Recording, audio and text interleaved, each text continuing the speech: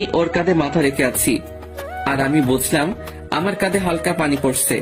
আমি শুভ্রাকে আমার চোখের সামনে এনে, কি হলো, কান্না করছো কেন?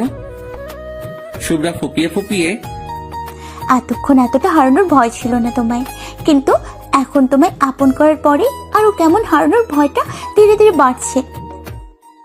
আমি শুভ্রার চোখের দিকে তাকিয়ে ওর চোখ দুটো মুছে, এই পাগলি, হারানোর ভয় মনে রেখো না। আজ থেকে এই বুকে শুধু শুভ্রা নামটাই থাকবে, অন্য কেউ না। এটা বলে আমি শুভ্রার নাকে নাক রেখে ঘষা দিলাম। আর আমার কথাতে শুভ্রা একটু খুশি হয়ে, কেউ থাকলে তোমায় কিন্তু আমি মেরে ফেলবো। হুম, পারবো না আমি তোমায় কখনো হারাতে, তাই অন্যের নাম পসিবল না। তাই আবারও শুভ্রা আমায় খুব জোরে চেপে ধরলো। আমি কিছুক্ষণ পর ওকে ছাড়িয়ে নিলাম, বাট ও আমায় ছাড়তেই চাইছিল না। তার জন্য মহারানী রাগ হয়েছে।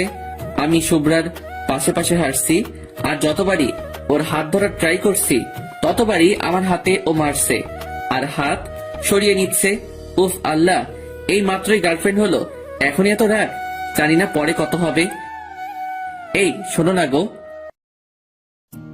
বাবু গো। এই আমি তোমার বাবু না। আচ্ছা বাবা, বাবু না, তুমি তো আমার বেবি নাকি? তাও না। ও আচ্ছা, আমার ভালোবাসা। এবার হুট করে আমার সামনে দাঁড়িয়ে, কিসের ভালোবাসা? ও ভাই কি বলে, কিসের ভালোবাসা মানে? জি কিসের ভালোবাসা? যে পোলা আমায় জড়িয়ে ধরে কিছুক্ষণ থাকতে পারে না, সে আবার আমায় ভালোবাসে? ও ভাই, কিছুক্ষণ মানে শালাটানা 30 মিনিট জড়িয়ে ধরেছিল, সাথে সাথে আমি কান ধরে। আচ্ছা বাবা, এখন আসো জড়িয়ে ধরি। হ্যাঁ এখন তো জড়িয়ে ধরবেই তুমি, এখানে তো কোনো মেয়ে নেই আর ওখানে তো অনেক মেয়ে, তাই তো আমায় জোর করে ছাড়িয়ে দিলে। উফ আল্লাহ গো, কি বিপদে পড়লাম।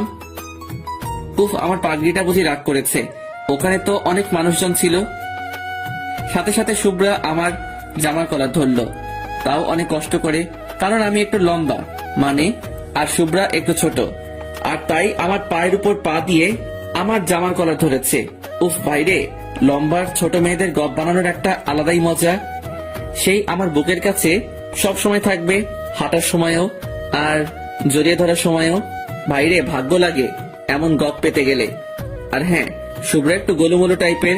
হাই ভাইরে, এটা তো আমার জন্মগত ভালো লাগা। আমার চাই না কোনো ফিগারওয়ালা, আমার তো শুধু চাই গোলুমোলু টাইপের মেয়ে। গোলুমোলু মেয়েগুলো অতিরিক্ত কিউট হয়।